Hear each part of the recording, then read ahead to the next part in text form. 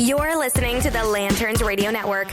We are the network dedicated to empowering the individual, illuminating the truth, defending American exceptionalism, and inspiring future generations.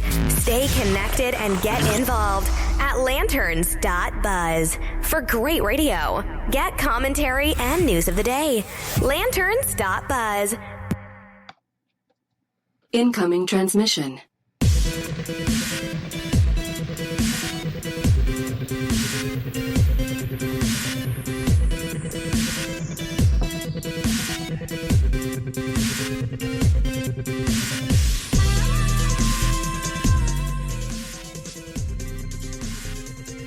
You're listening to the HoloNet podcast on the Lanterns Media Network.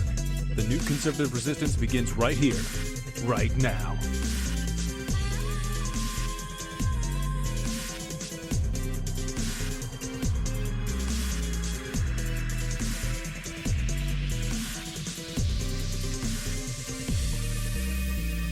That is right, ladies and gentlemen, boys and girls, children of all ages. It is Sunday, October the 7th, in the year of our Lord 2018.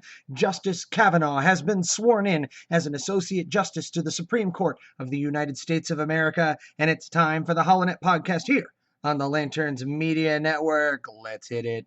Allied reinforcements have arrived from the west.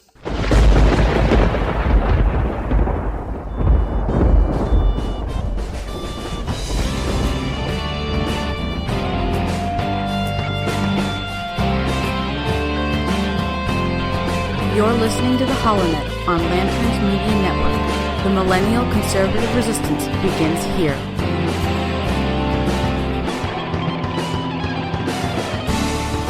Oh yes, that is right. The new Millennial Conservative Resistance does indeed begin right here, right now, with you. You're listening to the HoloNet podcast on the Lanterns Media Network, and I'm your host, Matt Holloway, coming to you live from the parched, hellish wasteland of the Sonoran Desert in western Arizona. Actually, it's been raining like all hell around here, like the past 3-4 days. We've been getting a bunch of rain from Tropical Storm Rosa, which stormed her way across the Baja Peninsula, up the Baja Gulf, and somehow managed to smack straight into Yuma. So Arizona got some torrential downpours, torrential to us being like anything more than 4 inches, which our state infrastructure is much better prepared for now than it was in 2014. 2014, if you guys will remember, everybody saw cars floating down the freeway in Phoenix. I worked like 50 miles away at that point. They called me and told me, yeah, sit this one out. So, hey, we all came out of it pretty good. The news made a great big deal of it. I had to kind of chuckle to myself. My dad, God love him, he actually called me, son, I heard there was some flooding. And I had to walk from my house to my car in my Swampers, but that was pretty much it, Dad. Coming to you live from the west side of Phoenix, Arizona. Welcome to the HoloNet podcast. So we have a lot to talk about this week, and I know last week I did kind of tongue-in-cheek the Kavanaugh Free podcast. And by the way, I got slapped so hard with a copyright hit on YouTube that my jaw is still aching for using, what was that little song? I mean, I could play it again and I'll just get copyright slapped again, but it was like Wheel of Fortune. No, not Wheel of Fortune. Like The Price is Right, Bob Barker music. You know, it was the classic game show music. Oh God, what is it? I have it on here. Hang on. Think of the damn name of the thing. Yeah, I just called it the Kavanaugh. Oh, Little Spanish Flea. It was a little Spanish flea, a record star he thought he'd be. Watch, I just got copyright pop right there for just singing that like one bar of A Little Spanish Flea. So yes, if you do watch that on YouTube, make sure to check that out and skip every ad on there because not a one of them is going to give me any money. How much of a burn is that crap? Somebody lodges a false or phony complaint against you, completely ignoring the concept of fair use, and they get to put ads on your video and collect money. That's YouTube for you, kids. So earlier in the show, with permission of the band, in the lead up online, people were watching on Facebook Live. Hi, Facebook Live. If you want to go ahead and throw me some love in the comments section, I see AJ Davis, my brother in Oregon, is watching. A couple of other people on there. You can join us on Facebook.com/HoloNet and tweet at the HoloNet. We're live on Twitter right now as well. Or catch the show later on YouTube, www.theholonet.com, theholonet.lanterns.buzz. Of course, also on BitChute and on YouTube, TuneIn, iTunes, iHeartRadio, all the places where great podcasts are found. So now I've kind of prattled on without getting to any kind of a point at all. Get on with it. Yeah, I know. Get over All right. Jeez. Okay. So we come to it. Taking a look at all the news this week, it's all come down to how divided our country has become. Washington Post up on the big screen right now. If you're not following on Facebook Live, I'll throw all the links in the description. Rock bottom Supreme Court fight reveals a country on the brink. President Trump on October 6th said he is 100% certain that Christine Blasey Ford named the wrong person in accusing Brett Kavanaugh of sexual assault. Story by Michael Shearer, Robert Costa, October 6th, 7:01 p.m. This is an interesting story. It basically lays out the division that our country is seeing now. Protesters chanting chug, chug, chug outside of Mitch McConnell's home. Let's see if we can get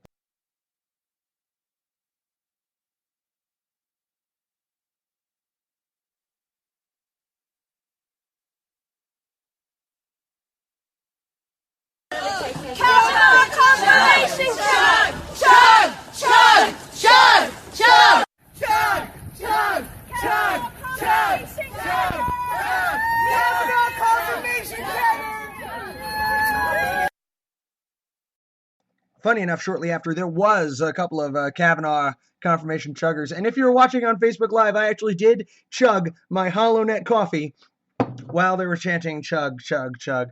So conservatives across the country, myself included, all kind of breathed a sigh of relief when we heard that Kavanaugh was confirmed. Some people whooped it up a little more than that. Some people were going out to the bars. I think a couple of members of the Arizona House and Republican caucus were hitting the bars last night. And you know what? That's great. That's fine. I have no problem with that. Celebrating when the right thing happens for the right person.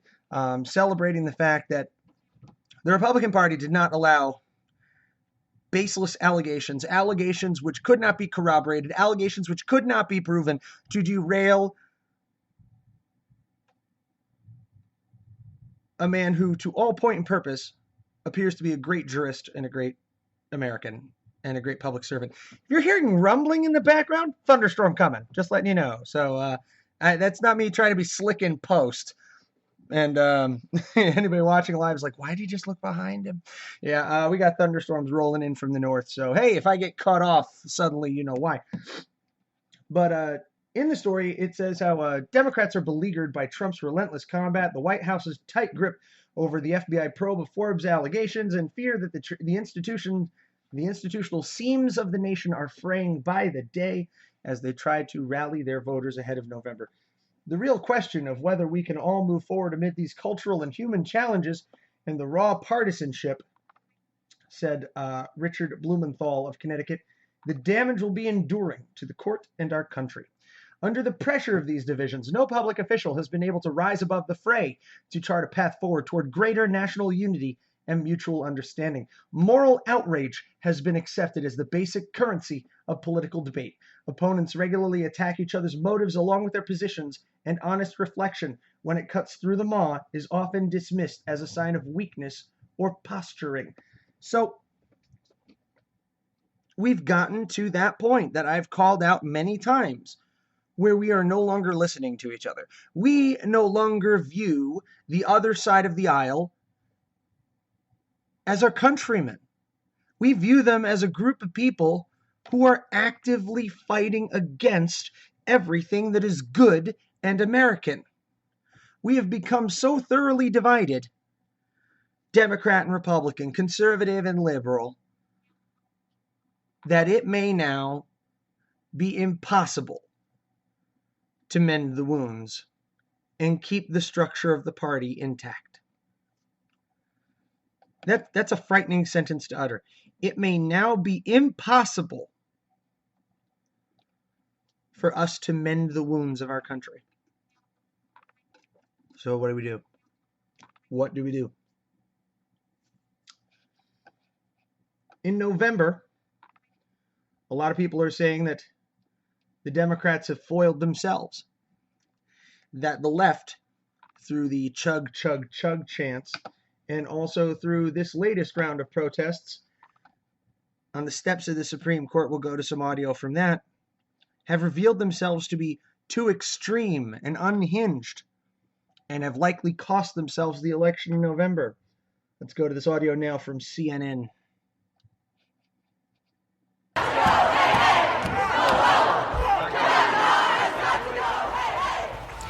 These are live images, folks, at the doors of the Supreme Court, where you can see protesters have gathered. They are demanding that their voices be heard as they anticipate the person who will be a new Supreme Court justice, Judge Brett Kavanaugh, to be sworn in here any moment. In a bigger picture, you can see approximately how many people who have gathered there. It looks like there are dozens, and they are chanting, "Kavanaugh has got to go," is what I'm hearing them say. You see, there is high security there.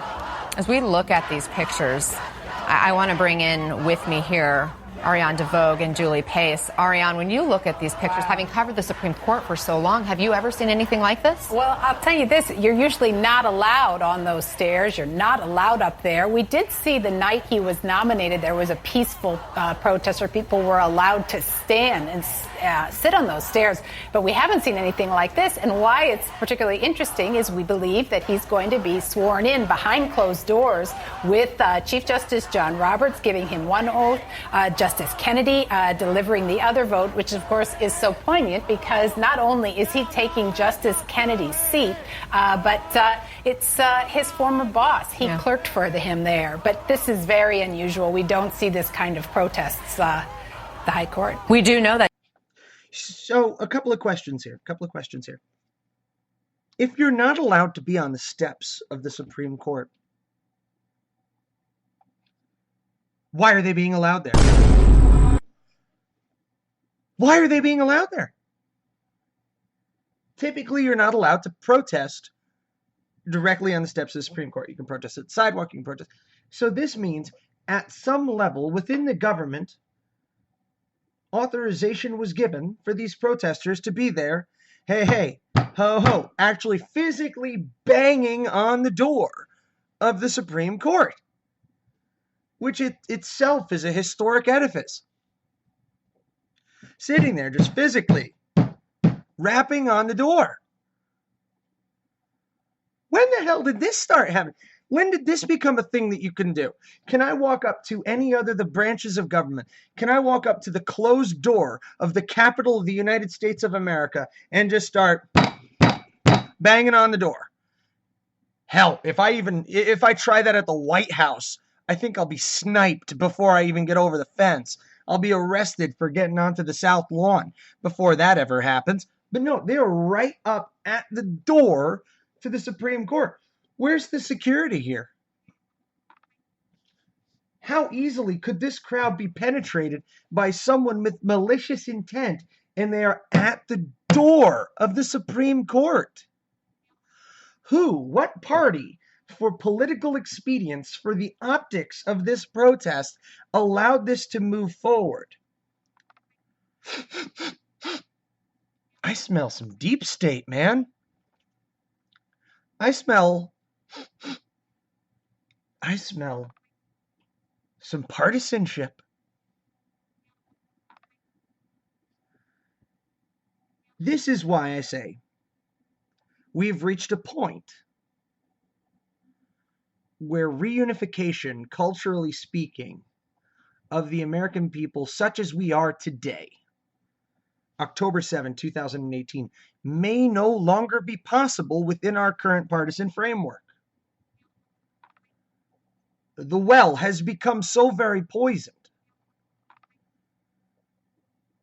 that neither side can drink. It is impossible now for us to meet in the middle unless we break the framework. Unless we as millennials break politics. We'll explore that a little more when we come back from this first break. You're listening to the HoloNet Podcast here on the Lanterns Radio Network as the rain starts to fall here in Phoenix. We'll be right back.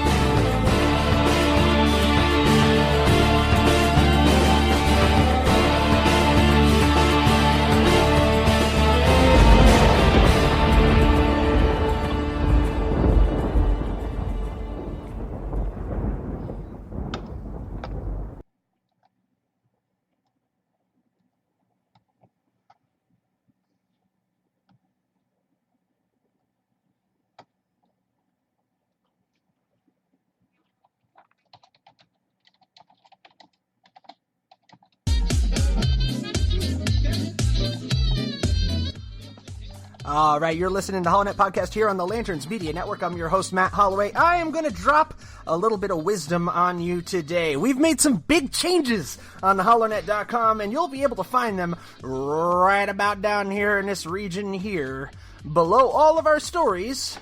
And when you're reading a story on the holonet.com, boom, you've got our related products, which you can pick up. These are conservative tomes. These are the sources of our knowledge when it comes to the conservative movement here in the United States, and some of them are just good fun. You'll see here the Constitution of the State of Arizona. You can pick that up. Biopic on Ted Kennedy, Identity Crisis, the 2016 presidential campaign, Rules for Radicals Defeated, and Understanding the Arizona Constitution. Now, these are ads by Amazon. Full disclosure, when you purchase something off of Amazon.com on the HoloNet, that does go towards supporting our page, supporting our content. So please, make sure you check that out on the holonet.com. And now, here's the really cool part, our recommended reading list. Now, I posted this back on Facebook a while back, and here we have all the must-haves. The Constitution of the United States and the Federalist Papers, the Bible Promise Book, New World Translation of the Bible, and holy crap, Sean Hannity, Glenn Beck, Jerry Doyle, Ann Coulter, Bill O'Reilly. There's a lot of Beck on here. I read a lot of his stuff. Dinesh D'Souza, Greg Gutfeld, and of course Atlas Shrugged by Ayn Rand. If you want to pick up any of these recommended books, you can do that on the holonet.com/p/Matt's reading list, or just go to the holonet.com, click recommended reading. Finally, to take on a little tour here to the special offers section on the holonet.com.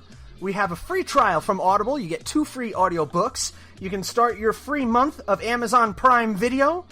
You can download free Kindle reading app and get $3 towards your ebooks, or start your free trial, your free 30-day trial of Amazon Prime. That's right, the HoloNet is now a member of the Amazon affiliate program. So please, if you want to check out any of those great services, go to holonet.com, click special offers, and get that today. That's on the holonet.com. Now back to the show. Allied reinforcements have arrived from the west.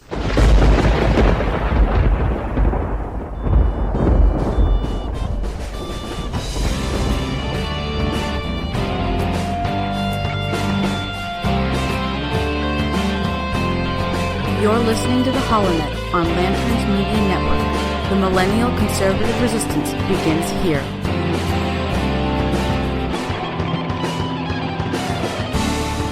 And we're back. You're listening to the HoloNet Podcast here on the Lanterns Media Network from Phoenix, Arizona. I'm your host, Matt Holloway. On the blaze, Supreme Court Justices Kagan Sotomayor concerned about the court being viewed as politically divided. How did that just become a concern now? And it hasn't been previously? The Supreme Court has been politically divided for as long as I can freaking remember. I mean, there have always been your justices who leaned further to the left, further to the right. You know, it's usually 5-4. At least in my life, has been 5-4. You know, kind of liberal slant, more activist judges. And now things are swinging the other way. Of course, Justices Kagan and Sotomayor are widely regarded as being more leftist justices on the Supreme Court. Of course, now they're worried. Associate Justices of the Supreme Court, Elena Kagan and Sonia Sotomayor, said they are concerned about the court's legitimacy could be undermined if it is viewed as politically divided. This might be, coming up here, one of the dumbest sentences I have ever heard uttered from a Supreme Court justice. Either heard it or saw it in print. This is just world-class dumb, okay? Listen to this. We don't have an army. We don't have any money. The only way we get people to do what we say that they should do is because people respect us and respect our fairness. Kagan said in a NewJersey.com report. So, quick history lesson. And, you know, I don't think I have to pull it up on the big screen because I think it's pretty straightforward. Brown versus Board of Education. The Supreme Court ruled that schools had to be desegregated by force if necessary. The executive branch is empowered to enforce the law.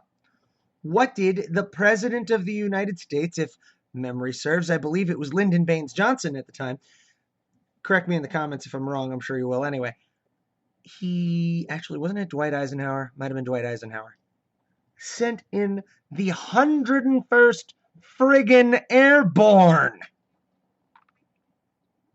to enforce a Supreme Court ruling. That's right, Kagan, sweetie, Your Honor, Your Worshipfulness. You do have an army. It's called the United States Army. Their offices are located at the Pentagon, short drive from yours. What manner of absolute bat crap stupidity is this? How stupid does Elena Kagan believe the American people to be that for 1 second we don't all have the absolute certainty in knowledge that any judgment from the Supreme Court is enforceable by the full power of the federal government, which has one hell of an army, and the Justice Department, who has in their own right several armies of law enforcement officials at their disposal. The FBI, the Department of Homeland Security, which is a police force in its own right, following the Patriot Act, not to mention all of the state bureaus, state police officers, local municipal and sheriffs who are constitutionally bound to enforce a judgment of the Supreme Court of the United States as it is the highest law of the land. So what is this crap that Kagan is shoveling? We don't have an army. We don't have any money. The only way we get people to do what we say that they should do is because people respect us and respect our fairness. This is the same kind of bullshit. Caught myself there. Good thing, too, because I didn't have my finger on my live censor button. This is the kind of BS tactic that tells you that income taxes are voluntary. Voluntary, my fat! Where's my censor button? Okay, I'm gonna get ready for it this time, so I don't have to squelch it next time. Because every time I self-censor and I stop just short, I feel a little blood vessel right here in my temple just starting to let go. Okay. If income taxes are voluntary, then how come men with guns come to my door if I don't pay it? If you have no army, who enforced Brown versus the Board of Education? Who enforces any judgment in the United States? Any court level. Who enforces appellate rulings, circuit rulings, state supreme rulings, federal court rulings? Who? The armies of police and the billions of dollars which are spent every year on law enforcement, ma'am. Kagan said this in a NewJersey.com report. She goes on to say, part of the court's legitimacy depends on people not seeing the court in the way that people see the rest of governing structures in this country now. In other words, people thinking of the court as not politically divided in the same way, as not an extension of politics, but instead somehow above the fray, she also said. My God. soak in that sentence for a minute. Just drink it in. Let it wash over you. You know, maybe put on some smooth jazz. I don't know. Do I have any smooth jazz on here? Let me see. Maybe we'll put on some nice background music. What have I got? Have I got anything good? No, all the stuff I listen to is too poppy, and I'll get slapped with a fine anyway. But I digress. See, this is why I need a producer. But it's a nice dream. It's a very nice dream. It's a nice conceit to believe that the Supreme Court is above the fray and is above partisan politics. The problem is it's not. The problem is it hasn't been in a very, very, very long time. There has been partisanship on the Supreme Court as early as the late 1700s. I believe it was supposed to be nonpartisan in the beginning, and that may have held for a little bit of time. Just a little bit of time. But that's not how it is today. That's not how it is today at all.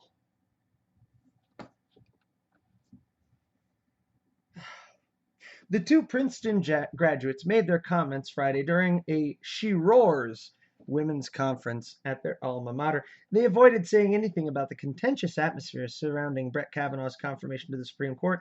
Sotomayor said the politicization of the court comes from politicians debating the interpretation of the Constitution. She said politicians have now superimposed that style on the court. That has hurt the court and may continue to do so. And they go on to basically shoot down the patriarchy and Kagan, to give you an idea of this lady's views. She said she remembers the pictures, because she became a dean at Princeton. I don't know if you know that. She said she remembers the pictures of the former deans, all of them male and white, that were displayed in her office when she arrived.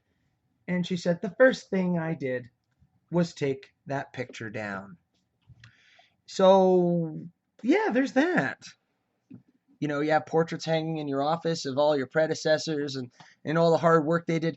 Think of like Harry Potter in Dumbledore's office, how there were portraits of all the previous headmasters of Hogwarts. Same idea, right? So the idea is that you celebrate the continuity of your office and the historical precedence of your office by having pictures up from the 1700s, 1800s. And they were all old men. They're all old white men. And Elena Kagan said, can't have that. And she took them down. That should give you an indication of what we're up against, folks, and why what we do here on the HoloNet and what we do in all the publications that we do. Not just the HoloNet here, but also Lanterns Buzz. There's some people on Mojo 50, some great people like Defenders of American Exceptionalism, The Blaze, Drudge Report, Breitbart, wherever you get your news. If you're a big YouTuber, you listen to Sargon of Akkad or whatever you do, it's so important that we record our thoughts, our views, our opinions, our reality through common sense eyes, through the people's eyes. Because we're dealing with people who feel history, if it is inconvenient, is disposable. The first thing I did was take that picture down, she said. Kind of stunning for a Supreme Court justice who may very well rule someday on whether or not, say, Confederate statues can be taken down. A little food for thought there. We're going to take a quick break. When we come back, we're going to go a little bit further down the rabbit hole and take a look at the elections going into 2017. The latest RCP, RealClearPolitics.com polls are out, and they are a little concerning, so we'll talk about that. And we'll also dive into the concept of how millennials can and must break politics in the next 10 years. You're listening to the HoloNet Podcast here on the Lanterns Media Network. Stick around.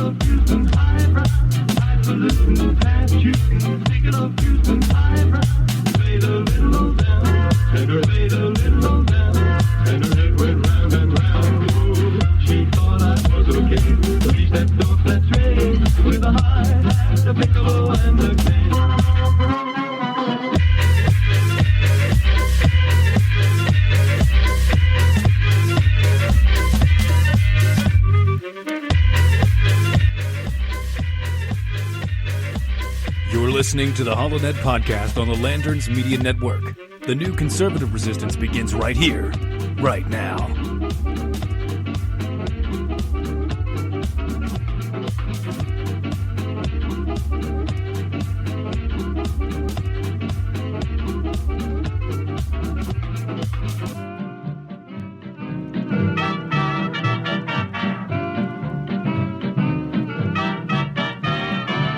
Allied reinforcements have arrived from the west.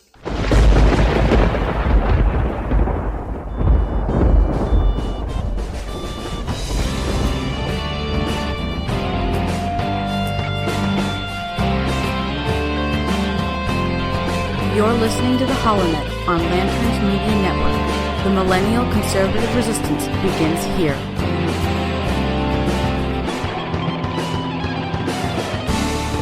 We're back. You're listening to the HoloNet Podcast here on the Lanterns Media Network. From Phoenix, this is Matt Holloway, your host. Thank you very much for joining us and for sticking with us through the second half of the show. Wanted to roll now to a new article, which got my attention. Came out on CNN from Hunter Schwartz.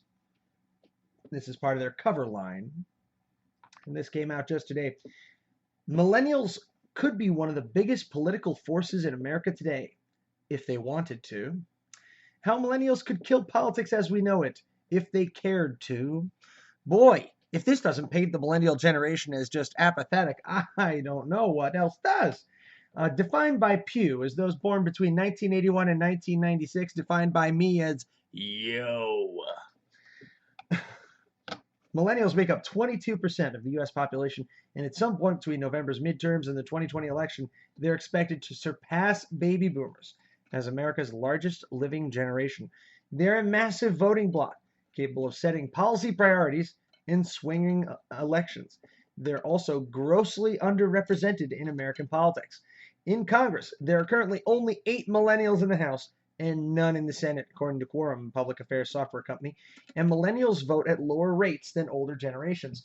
In 2016, just more than half of eligible millennials voted. In 2014, less than a quarter. Our generation is at the beginning of becoming legislators in this country, said Stephen Olikara, founder of the nonpartisan group Millennial Action Project. Olikara believes millennials are capable of transforming politics.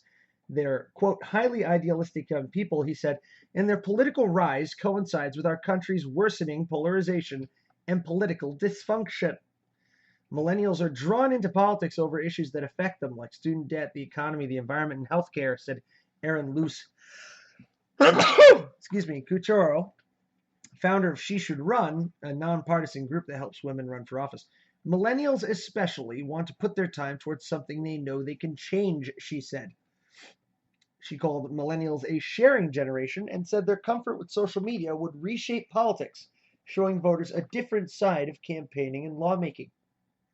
It really flies in the face of conventional wisdom in politics, which is scripted, get it right, go back to the same few talking points. She said, now we have a generation who, not all but some, are tearing down those walls and saying, this is what it looks like to run for office.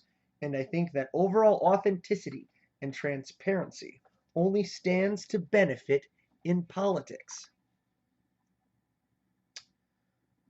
So I'm not going to read the whole story. Links down there in the comment section right there in the HoloNets, in the description rather, I should say. But let's think this through. Millennials are highly underrepresented in politics. Only 8 millennials in the House, 0 in the Senate, very few at the state level. Folks, there's just not enough of us running for office. We need to get on it. We need to get on it. Now, what I'm going to say is going to be controversial, but it must be said. You don't run for office just because you believe your generation is underrepresented. You don't run for office just because you're Hispanic, just because you're a woman, just because you're black, just because you're Jewish, just because you're Muslim. These are not good reasons to run for office because my demographic isn't represented. That's a lousy reason to run for office. That's a racially or religiously or culturally motivated reason to run for office. It's divisive. The reason you should run for office is because whoever is in office presently, you believe in your heart and in your soul that you can do it better. Or you support someone who you believe can do it better. This organization that Couture mentioned here, She Should Run. I'm not saying it's a bad thing, getting more women involved in politics, but why limit yourself? Why should it be She Should Run to get more women into politics? Why should it be millennials should run for office? Why should we have that wrapped in our heads? If there's a Gen Xer in office who's working for you and they're doing a slamming job, they're doing a hell of a job, keep them there. If there's a boomer in office, but they're doing amazing work, they're upholding the Constitution, staunch in their values, their principles are in line with yours, they're doing all the right things, keep them there. You don't want to knock somebody out just to fulfill some demographic quota. It's stupid. It doesn't make a lick of damn sense. This is how, this is why, and this is where millennials can and should break politics, because voting from our demographic pocket doesn't make sense anymore. It's antithetical to our best interests. I've got a friend of mine who I Facebook back and forth with. He's a straight up progressive. Lives in Washington. Okay? He posted something, Elizabeth Warren 2020, and I face planted into my keyboard. It hurt. But you know, he's a smart man. We just disagree. This article says that millennials are idealistic. That's a good thing. If anything, we should be more idealistic and less hyper-partisan. The previous framework of politics in the United States, the left-right dichotomy, the dialectic, is what is crippling us now. That is the source of our disunity. Right now, it is our greatest weakness. We must dispense with the parties entirely. It was funny. I was commenting to Defenders of American Exceptionalism the other day. Actually, it was Jonathan Dunn. It was on Jonathan Dunn, Freedom's Disciple. He had a Facebook cast. And I mistyped. I meant to say principles over politics. But instead, I said principles over parties. And originally, it was a typo. But then I thought about it more and more. And it was completely accurate. Principles over parties. This is why, in the upcoming election for mayor of City of Phoenix, I told you and I told everybody else and posted on social media that I support Nicholas Sarwark, the Libertarian candidate. I was so thrilled. He went on a debate with AZ Central, who's the big newspaper, the big Gannett rag out here, and he smoked it. He crushed it. He just killed him. He was the only person on that stage who sounded like a serious candidate. You had the GOP's sweethearts on there. You had the Democrats. Kate Gallego, I think, is running for the Democrats. Nobody sounded serious but Nicholas. But Nicholas Sarwark. And, you know, if Nicholas is willing to come back, I'd love to have him on the HoloNet podcast again. We interviewed him about a year back for our third-party problems series. I think we need to revisit third-party problems now that we're coming into the election in 2018. And I hope that we can lead people away from the trap again. We can lead people to look toward their own principles, not toward their parties. The Supreme Court is supposed to be nonpartisan. No, Sherlock. A lot of things are supposed to be nonpartisan. School districts are supposed to be nonpartisan. How's that work out in your town? Not well, I would think. I look back at my hometown of Carteret, New Jersey. Right now, they are in one of the ugliest mayoral contests I have ever seen in my life. The Republican Party in that town has all but collapsed and reformed around some people who are not doing the name justice in my eyes. And a lot of the older conservative GOP stalwarts have actually lined up behind the Democrat. Why? Because there is no viable Republican Party there. And there are people that look at this as a tragedy. And I did at first too. But when I look at it and I say, you know, the mayor of that town's actually doing a pretty good job, I have to look back at my own principles of what I said earlier in the show. If there's somebody in that office and they have a D next to their name, but they are following your principles and their principles and they're doing a great job, and your opinions line up with theirs and your policies line up with theirs, What's to say it would be such a horrible thing to vote for a centrist Democrat or a centrist Republican if their policies are right and if they're doing all the right things? And if there is no better option? Because anymore, it's what's the other option? We have a gubernatorial election coming up here in Arizona. It's going to be Doug Ducey versus Garcia. I think David Garcia. People ask me, do you support Doug Ducey? Do you support Doug Ducey? I disagree with a lot with Doug Ducey. I also disagree with a whole heck of a lot from David Garcia. Honestly, I think Ducey is doing a decent enough job right now. Is he doing a great job? No. But something that's very important is in your primaries, you get to be picky. This is something that my grandpa taught me, I believe it was. In the primaries, you can be picky. And I think my father-in-law said this to me too. That's when you choose your guy. And you get to be real picky on your principles and your policies. And then when you get into the general election, well, that's when you got to line up. And that's when you got to vote for the party that's closest to your policies and your principles. And that seems to be the rub, isn't it? That we never get to a place where the party's candidate matches our principles and our policies. Now, if you were a hardcore Trump fan from the beginning, you didn't have this problem.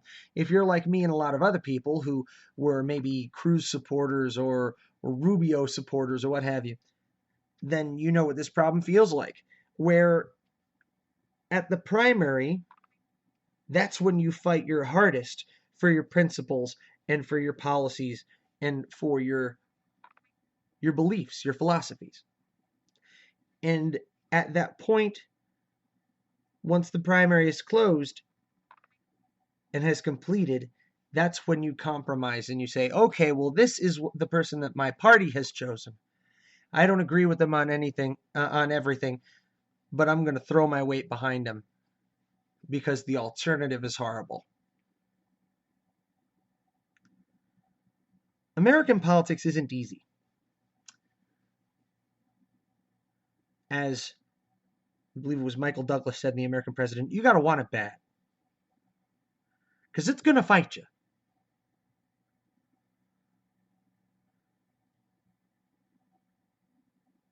As millennials, as Americans, in order to come back together, we have to step back from partisanship and focus on principle. Principles over parties.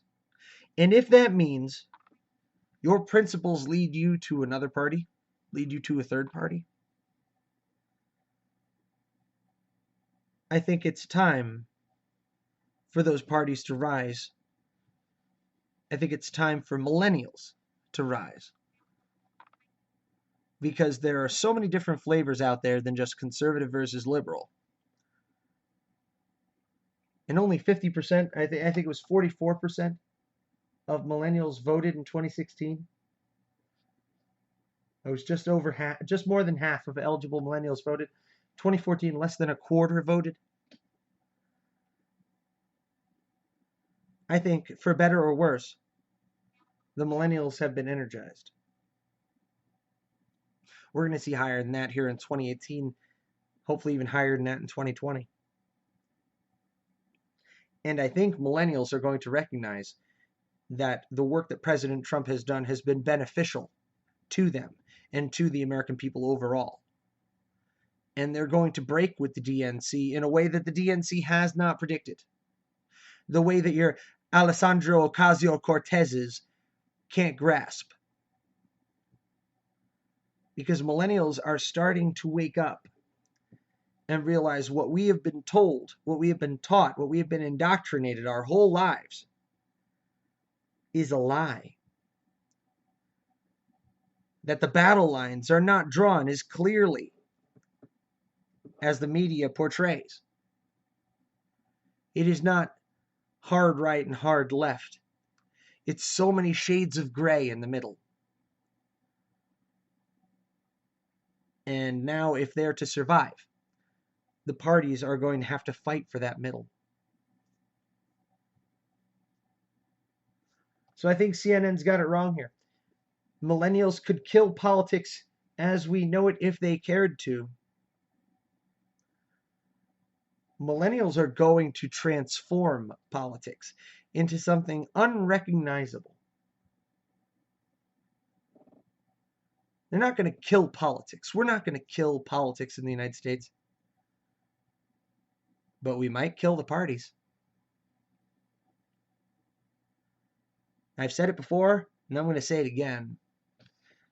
We could be seeing the twilight of the GOP and the DNC in our lifetime. And that is not a bad thing.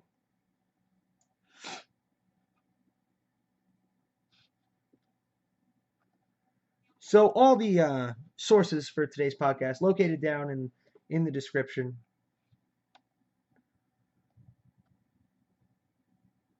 My initial assessment of what we would see today was wrong.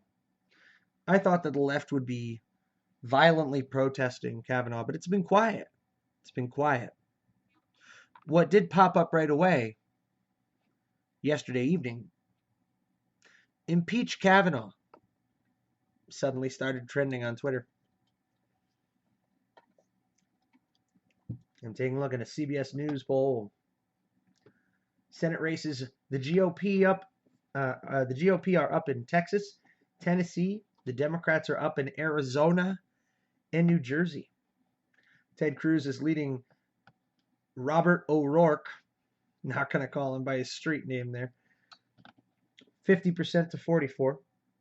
In Arizona, Kyrsten Sinema, Democrat, is leading Representative Martha McSally, 47 to 44. So that is within the margin of error. Marsha Blackburn is leading Phil Bradenson in Tennessee.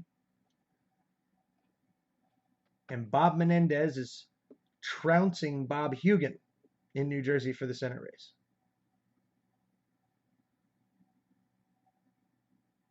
Now, it's very, very interesting here in Arizona.